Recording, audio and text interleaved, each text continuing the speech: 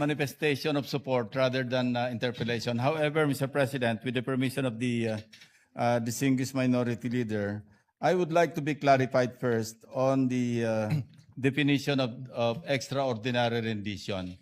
How would you define in your own terms, extraordinary rendition? Medyo matapang lang po, natatapangan ako doon sa extraordinary rendition. At the proper time, maybe I can introduce some amendments to just soften the language used. Actually, Mr. President, I had the same reaction when my staff showed me the draft because some of them have exposure in international law. So vis-a-vis ordinary rendition.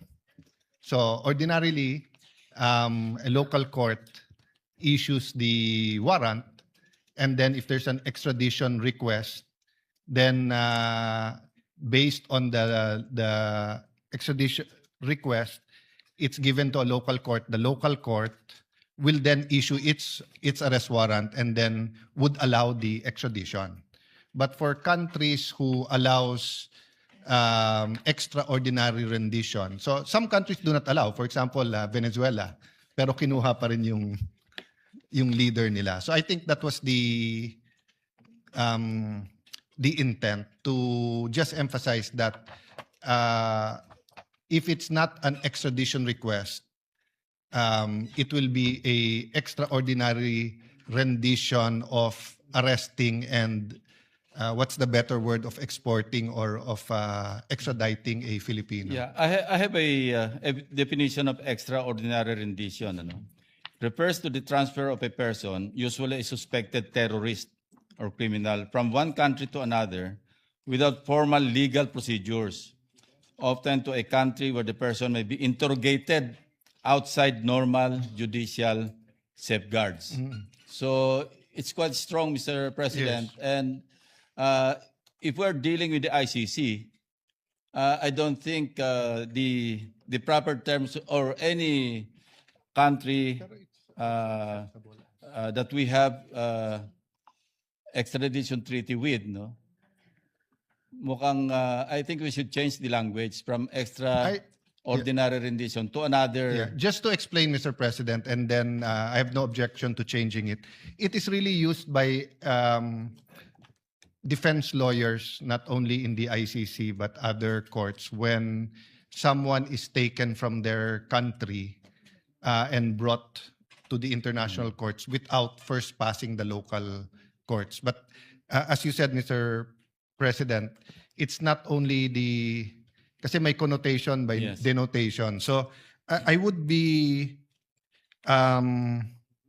amendable to protect all Filipinos from extradition, but extradition in the general sense, not in the extradition defined in our law vis-a-vis.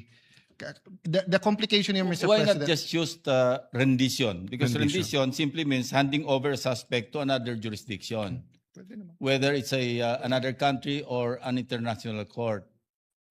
I remember, Mr. President, in the Anti-Terrorism Act which I sponsored, there's a provision there prohibiting extraordinary rendition because we are referring to a terrorist. Kasi ang connotation, pagka sinabing extraordinary rendition, parang kinindap ng CIA, tas dadalhin sa kanila para interrogate without going through the normal judicial processes. Point is well taken, and I see. Mr. President, would the term extrajudicial rendition be acceptable? Because basically the point of the resolution is that kung sumama kusa yung in-extradite, no problem. Pero kung tingin niya dapat punta siya sa korte, hindi dapat extrajudicial, dapat may judicial process. So would extrajudicial rendition... as in the case of the former president?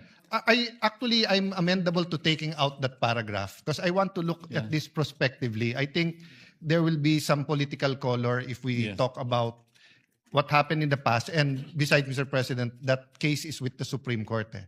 So the bottom line of this resolution is that if for whatever reason, a mistaken identity, sinasabi ng tao, hindi ako yan, sinasabi ng tao, he's innocent or wala tayong treaty doon, he can run to court before he is removed from the country. Yun lang naman po Thank you, ang Mr. intention, President. Maybe we can, we can use extrajudicial rendition, because if the person arrested by the custodial state will not go through the local court, at least for authenticity. My next question, Mr. President, is: are you familiar with the Article 59 of the Rome Statute? Yes, Mr. President. It's very clear here, In, I'll just read for the record some of the salient provisions here. kailangan domestic. Number one, a state party which has received a request for provisional arrest or for arrest and surrender shall immediately take steps to arrest the person. That's a given. Number two, a person arrested shall be brought promptly before the competent judicial authority in the custodial state, which shall determine in accordance with the law of that state that the warrant applies to that person, the person has been arrested in accordance with the proper process, and the person's rights have been respected. Meron pa nga rito na the person arrested shall have the right to apply to the competent authority in the custodial state for interim release. Pwede pa nga mag-request ng interim release eh.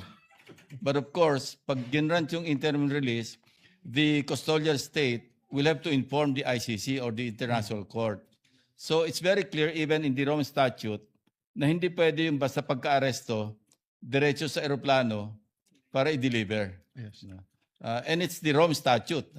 I agree with your interpretation, Mr. President. Not only as a senator but as the former chief PNP. Ang point ko lang kasi dito, Mr. President, in the previous constitutions, the Constitution allowed other authorities to issue warrant of arrest. But in the 87 Constitution, it's very clear, it's only a judge. And kailangan may personal examination. Yeah, personal examination. So, if you look at the ICC comprehensively and of course Article 59, ang keyword dyan is complementarity. Dapat nagko-complement yung dalawa. So, if you look at UK, Canada, South Korea, for example, Mr. President, Argentina, Paraguay, South Africa, all of them have provisions, whether it's arrest to extradition or whether it's surrender, it gives the individual being arrested an opportunity to run to their local courts. So, I agree. I completely agree, Mr. President, because it is an utter disrespect to the local court or local authorities to just, without passing through the normal judicial process here, at least for authentication, for verification, the person that has been issued the warrant of arrest will just be brought out of the country. So, but some legal experts are invoking RA 9851. Yung sa Crimes Against Humanity. And mind you, Section 17, malinaw din po rito na hindi naman po mandatory. Hindi ito yung kailangan pagka nahuli, kailangan i-turn over. Kasi hindi po siya lang ginamit eh. In the interest of justice, the relevant Philippine authorities may dispense with the investigation or prosecution of a crime punishable under this act if another court or international tribunal is already conducting, that's another matter. Instead, the authorities may surrender or extradite suspected or accused persons in the Philippines to the appropriate international court, if any, or to another state pursuant to the applicable, not applicable here, the extradition, because we're not dealing here with the extradition. So, hindi naman po mandatorily expressed, or hindi mandatory yung sinasabi ng 9851 na i-turn over. Well, Mr. President, 2 points. One, in the Pangilinan versus Cayetano case, it was made very clear that Who's that Cayetano, Mr. President? I was Secretary of Foreign Affairs at that time. So my name was by the process of the Supreme Court, but actually yung Solgen naman po ang nag-file talaga ng legal arguments, Mr. President. And then, of course, it was Senator Kiko Pangilinan. So, of course, the main issue was whether or not the President can get out of a treaty without concurrence of the Senate. But meron pong discussion doon na sinasabi na ang treaty kailangan complies with the Constitution. So, any treaty, for example, Mr. President, that says that anyone can arrest anyone but hindi dadaan sa judge, that's unconstitutional. So, if you look at all other countries, ine-emphasize nila yung Constitution din nila. And if you look at the Rome Statute, wala namang conflict po eh. Sinasabi din ng Rome conflict nandun eh. Secondly, Mr. President, of course, we entered the Rome Statute and the ICC, we ratified it after we passed this law. So, meaning even assuming you can surrender someone, that doesn't mean that he cannot go to the judge and question whether... So, for example, Mr. President, hinuli si Joel Villanueva pero sinabi si Win Gatchalian siya. Yes. I mean, it might be funny to us and we might know the difference between the two gentlemen. Minsan yung media nagkakamali. But what if you had actual twins, di ba? Si Alan Tan and Ping Tan, and ang hinuhuli si Alan, si Ping ang nahuli. Di ba? Shouldn't he have the opportunity to go before the court and say, we might have the same DNA, baka magkamukha kami, but that's not me, that's my brother. So this is the most simple case I can think of. And some people will say na hindi na kailangan to kasi umalis na tayo sa ICC. But remember, Mr. President, so far, no, ang sabi ng ICC, basta't yung period na may jurisdiction pa sila. So kung bigla tayong may nakitang mass grave dito at pinagbintangan yung ibang leader ng ibang insurgency, pwede na lang silang damputin. Or for example, sa Marawi, what if someone shows the ICC certain footages na hindi kompleto at pinalabas ay may binomba na eskwelahan or ospital at crimes against humanity to or war crimes to? Will we not allow our generals to go to our court muna? I mean, that's one reason the United States and China, Russia have not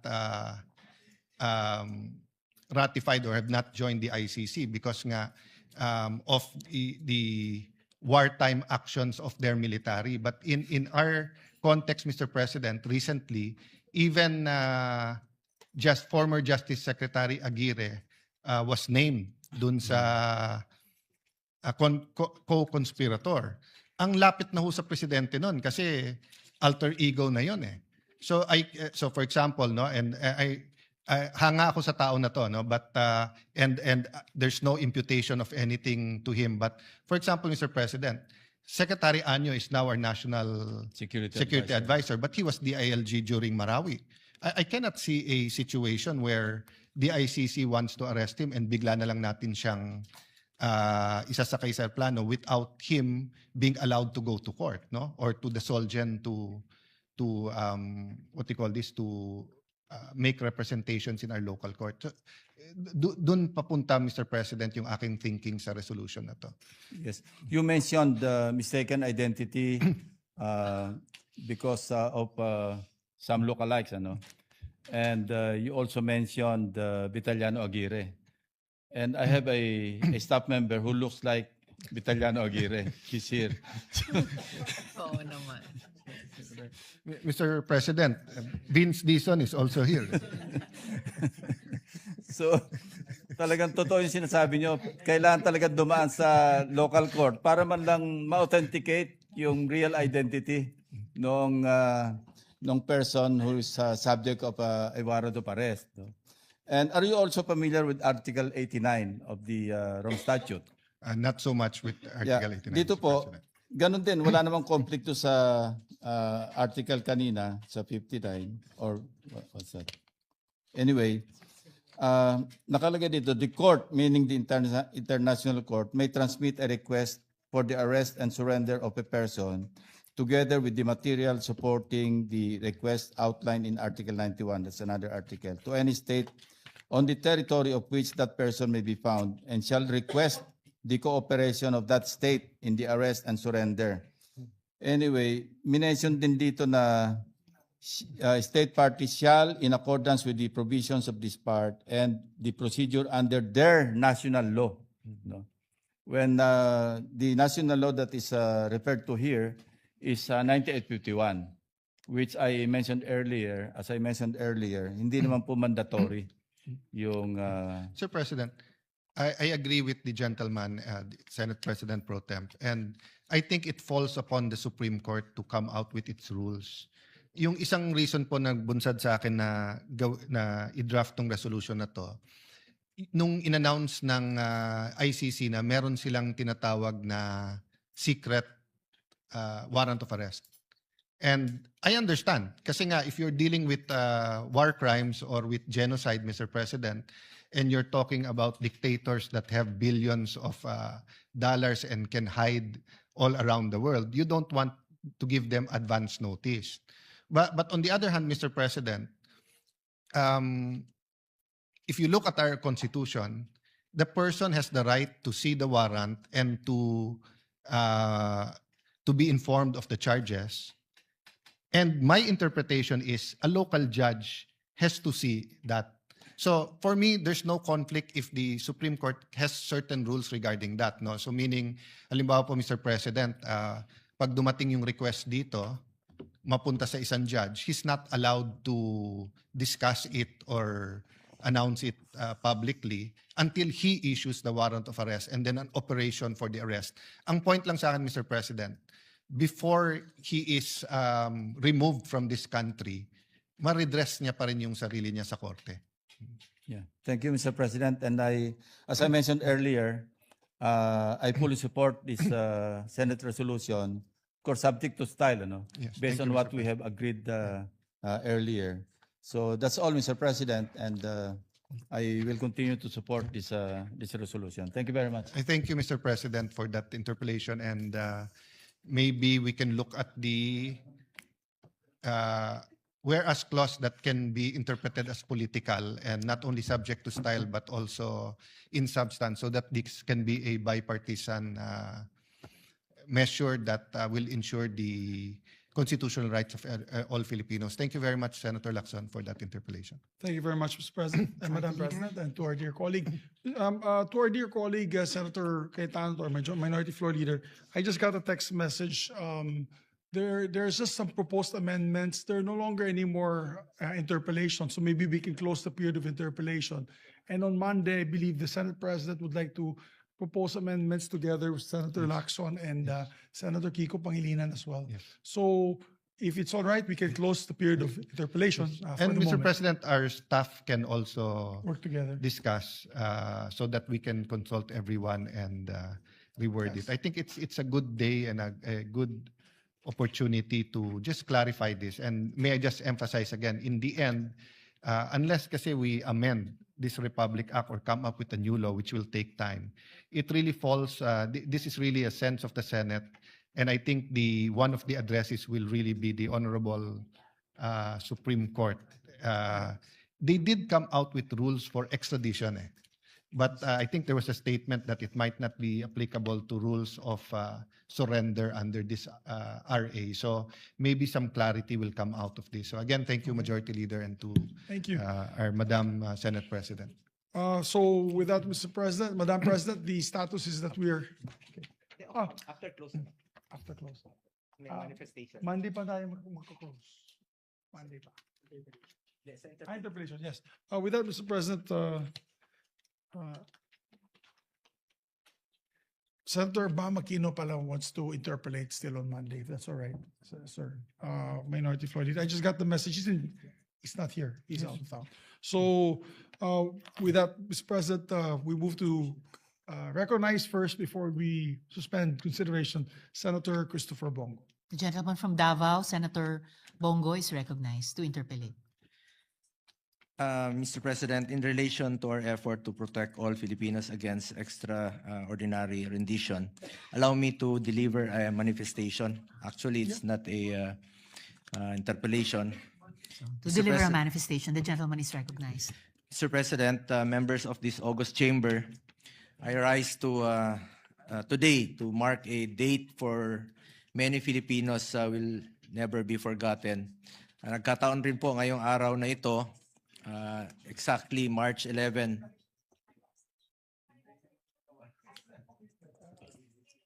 Yes, we just want to clear, Madam Sponsor. So my apologies to Senator Bongo not to how you say disturb his manifestation, but maybe it might be proper to suspend consideration first of the measure, and then he can proceed with his manifestation. His manifestation is like a privileged speech, I believe. So it's not. Is it a privileged speech, Mr. no, President? it's related also to the topic being discussed. On 107? Okay, we can proceed, Madam President. My apologies. You can be part of the records of this particular discussion on resolution number 207. My apologies, my apologies. You may go. Please Hindi stop. proceed, Senator Go. Go. Thank you, Madam President.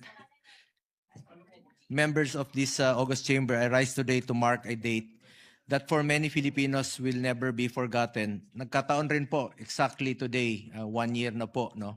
March 11, 2025. Last year, on this very same day, was one of the saddest days in our history. It was a day when emotions ran high across our country, a day when millions watched in disbelief as former President Rodrigo Duterte was taken and brought in The Hague. Nakakalungkot po na alalahanin ang mga nangyari sa ating mahal na dating Pangulong Rodrigo Duterte na nagsakripisyo at ibinigay ang lahat ng kanyang makakaya ayon sa batas, bunsod ng kanyang labis na pagmamahal sa ating mga kababayan, lalo na sa mga mahirap at ordinaryong Pilipino. Mr. President, for many of us, it was more than a headline. It was more than a political issue. It was a moment that stirred memories and deep questions about our history as Filipinos. For in that moment, we saw not just a former president, but a man who once carried the mandate of millions, a man who rose from his humble beginnings in Davao City and stood at the helm of this country. It is true, Mr. President, that there are moments that divide our opinions but unite our emotions. March 11 was one of those moments. Across homes, communities, and provinces, countless Filipino witnessed how someone they once entrusted with the highest office of the land was made to face prosecution and judgment far from his real home. Akalain ninyo, Mr. President, isang taon na pala ang lumipas. Ngunit parang kahapon lamang nangyari ang lahat sapagkat ngayong araw na to, hanggang ngayon po, ay ang kalungkutan at pangungulila ay nananatili pa rin sa puso ng marami nating mga kababayan. 1 year has passed, yet the emotions remain as vivid as ever. The pain, the questions, and the sense of loss are still felt by many Filipinos who remember that moment not merely as a political event, but as a deeply personal chapter in their lives. That is why, Mr. President, in times like this, we must pause and reflect on principles that go beyond personalities and politics. We must ensure that what happened to former President Duterte should never happen again to anyone. No Filipino, regardless of position, influence, or political affiliation, should ever feel that the legal processes meant to protect our people can be set aside or disregarded. Siguraduhin natin na hindi na maulit sa kahit sino man ang pagsasantabi ng mga legal na proseso. This issue is greater than any of us or any personality. What is at stake here is our sovereignty and judicial independence as a sovereign nation and the dignity of every Filipino. Kung ang isang dating Pangulo ng ating bansa ay maaring tratuhin ng ganito, paano na lang po ang ordinaryong Pilipino? Nakakalungkot po, matanda na si Tatay Digong. In fact, yung picture na lumabas dyan na merong oxygen concentrator, totoo po yun. Panahon ng pandemya, bit-bit niya to parate kahit saan siya nag-travel. Alam naman natin na matapang siya at matatag siya, pero kitang-kita ko na rin ang kanyang iniinda. 71 years old na po siya ngayong March 28. At fragile na po siya. At maaaring 81 na po siya. 81 years old na po siya sa March 28. Kumbaga harmless at fragile na po si Tatay Digong. Hindi na siya dapat ipinilit ilayo sa bansa. Hirap na po siyang maglakad, nakasungkod na nga po siya. Maski pagtali ng sariling sintas, hindi na niya maabot. Lahat naman tayo ay tumatanda, lahat tayo ay may minamahal na lolo, lola at tatay at mga kaibigang may edad na. Dapat po ay alagaan na lang po sila rito. Ang sakit na makita na yung taong binigay ang lahat para sa atin, ngayon ay mag-isa sa isang kwarto sa banyagang bansa. Sana muling magkaisa ang mga Pilipino. Sana matuldukan na ang pagkawatak-watak nating mga Pilipino. Imbis na umunlad, bigla tayong umurong. OFWs nga, pinapauwi natin. Noong panahon ni dating Pangulong Duterte, yung iba nagre-raise po ng funds para pambigay po doon sa blood money, no? Na para mapauwi lang po yung ating mga kababayang OFWs. Yun po yung ginagawa namin noon, na ginagawan po ng paraan na makauwi dito yung mga kababayan nating Pilipino. Pero baliktad po ang nangyari kay Tatay Digong. Bakit natin isinuko ang sariling nating lahi? Pilipino rin po si Tatay Digong. Hindi dapat siya pinamimigay sa dayuhan. Mr. President, ang bawat Pilipino, mataas o mababa man ang katayuan sa buhay, saan man sa mundo, dapat may gobyernong masasandalan na hindi siya pababayaan. Former president man o hindi, karapatan yan, lalo na po pagdating sa kanyang kalusugan, kaligtasan at buhay.